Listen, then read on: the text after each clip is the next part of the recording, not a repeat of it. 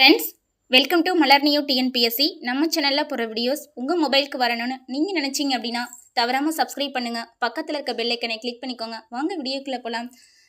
Good afternoon friends. இன்றைக்கி கொஞ்சம் late ஆகிடுச்சு, மன்னிக்கவும். சில விஷயங்களை கடந்து விடுங்க, சில விஷயங்களை மறக்க பழகுங்க. ஒரு கவிதை. உன்னிடம் சொல்ல வேண்டிய ஒரு சொல்லை இதயத்தில் புதைத்து வைத்தேன், ரோஜா பூத்தது.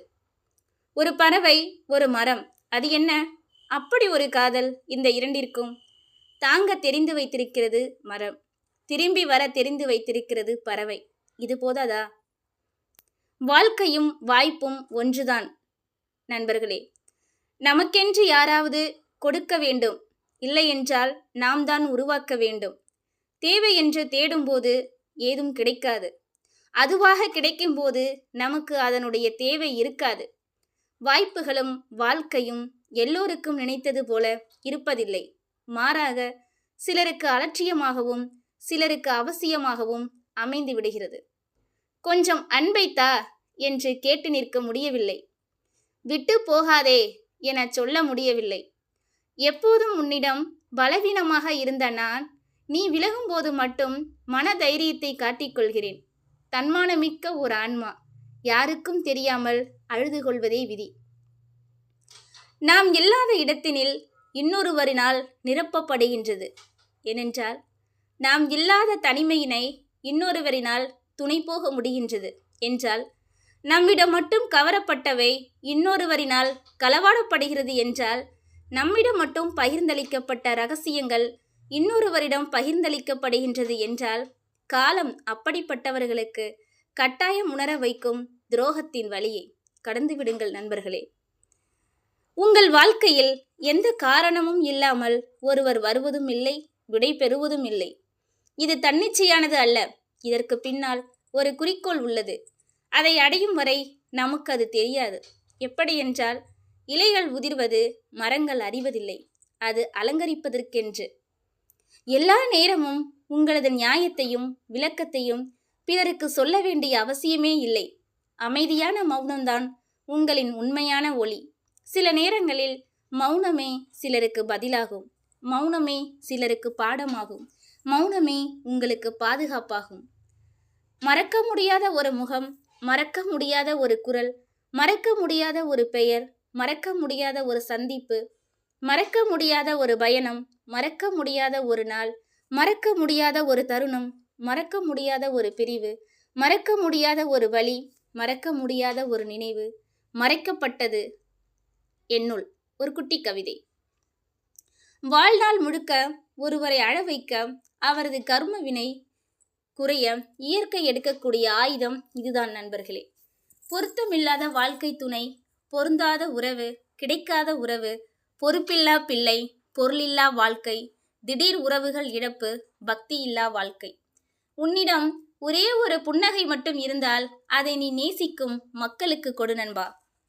பொறாமை என்றில்லை, இருந்தாலும் சில கணவர்கள் மனைவிகளை நேசிப்பதில்லை.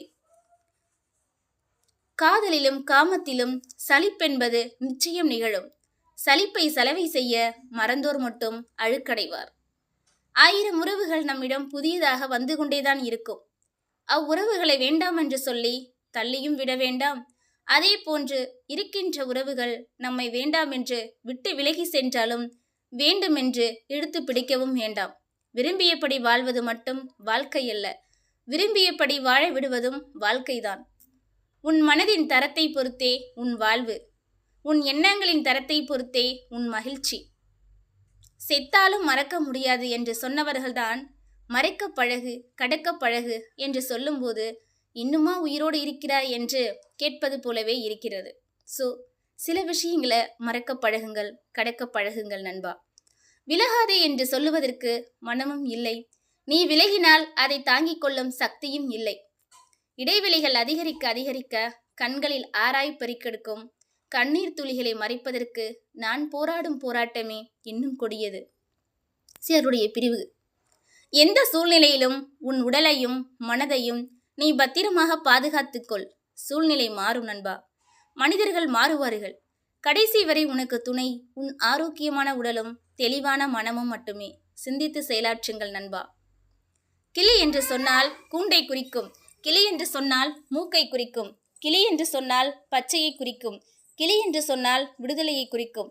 கிளி என்று சொன்னால் பறவையை குறிக்கும். கிளி என்று சொன்னால் சமயத்தில் கிளியையும் குறிக்கும்.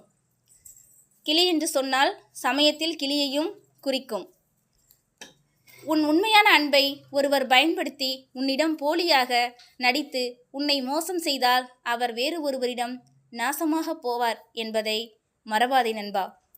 பொறுமை கேவலமாகும் போதும் அன்பு அசிங்கப்படுத்தப்படும் போதும் அமைதி காப்பது தூக்கி வீச தெரியாமல் அல்ல, உணரும் போது அவர்களுக்கு வலிக்கக்கூடாது என்பதற்காக. ஓர் இலையை அதன் மரம் உதிர்த்துவிட்ட பிறகு அம்மரத்தின் அடியிலேயே கிடக்க வேண்டிய அவசியம் அந்த இலைக்கு இல்லை. மனிதர்களே ஒரு மாயக்கண்ணாடிதான். ஒவ்வொரு நாளும் ஒவ்வொரு விதமாக தான் தெரிவார்கள். 3ஆம் வகுப்பில் புத்தன் சொன்னபோது புரியாததை 30 வயதில் கன்னத்தில் அரைந்து சொல்லித் தந்தது அனுபவம். ஆசையே துன்பத்திற்கு காரணம் நண்பா. உலகிலேயே ஆகச்சிறந்த ஒன்று நேசிப்பதுதான். அதிலும் அழகு நேசிக்காதவரை நேசிப்பதுதான். மிதிக்கப்பட்டோம், பாதிலேயே கழட்டி விடப்பட்டோம், பயன் முடிகையில் தூக்கி எறியப்பட்டோம். இருந்தபோதும் உங்கள் பாதங்களை காக்கவே கடமைப்பட்டோம். இப்படிக்கு செருப்பு. மிக பிடித்த கவிதை ஒன்று நண்பா. சொல்லி கற்றுக் கொடுத்து வருவது அல்ல, அக்கறை இயல்பிலே வருவது. எந்த இயற்பிலும் சொல்லாத ஒரு குட்டி விதி. நீங்கள் விரும்புவது விலகியே நிற்கும், வெறுப்பது உங்களோடே ஒட்டிக்கொள்ளும். இந்த அர்த்தமற்ற உறவை ஏன் தொடர வேண்டும்? முறித்து கொண்டு மட்டும் என்ன வாழ்ந்துவிடப் போகிறோம். அது அதைவிட அர்த்தமற்றதாக மாறிவிடும் நண்பா. இருப்பது போன்ற தோற்றங்களின் நிழலிலேயே இருந்து கொள்கிறேன். உனக்காக படைக்கப்பட்ட ஒன்றை உன்னை தவிர மறந்தும் கூட வேறொரு கையில் கொடுத்து விட மாட்டான் இறைவன். உனக்காக படைக்கப்பட்டது உனக்காகவே காத்திருக்கும். அது உனக்கு விரைவாக கிடைப்பதும் தாமதமாக கிடைப்பதும் உனது முயற்சியை பொறுத்தது. புத்தகங்களால் பேச முடியாது, ஆனால் புத்தகங்களால் பல பேரை பேச வைக்க முடியும். என்னைப் போலவே இருக்கிறது அந்த தெருவிளக்கு. தேவையற்ற நேரத்தில், தேவையற்ற இடத்தில், தேவையற்ற மனிதர்களுக்கு சரியான வெளிச்சத்தை தந்து கொண்டிருக்கிறது. பெண்களுக்கு வலிக்கவில்லை என்றாலும் தாங்குவதற்கு ஆள் இருந்ததால் வலித்தது போல நடித்தனர் பிறந்த வீட்டில். கரிசனம் காட்ட யாரும் இல்லாததால் வலித்தாலும் வலிக்காதது போல் நடிக்கின்றனர் புகுந்த வீட்டில். திருமணம் முடிந்து வந்த பெண்ணை முடிந்தவரை சந்தோஷமாக வைத்துக்கொள் நண்பா. ஏனெனில் அவள் வேரோடு எடுத்து நடப்பட்ட மரம் ஆவாள். பராமரித்தால் மட்டுமே துளிர்விடும், இல்லையேல் பட்டு போய்விடும் நண்பா. சில விஷயங்களை கடந்து விடுங்கள், சில விஷயங்களை மறக்க பழகுங்கள் நண்பா. ஓகே, தேங்க்யூ ஃபார் வாட்சிங். மீண்டும் ஒரு முறை சப்ஸ்கிரைப் பண்ணுங்கள். எந்த டவுட் வந்தாலும் கமெண்ட் செக்ஷனில் கமெண்ட் பண்ணுங்கள். ஓகே, தேங்க்யூ ஃபார் வாட்சிங்.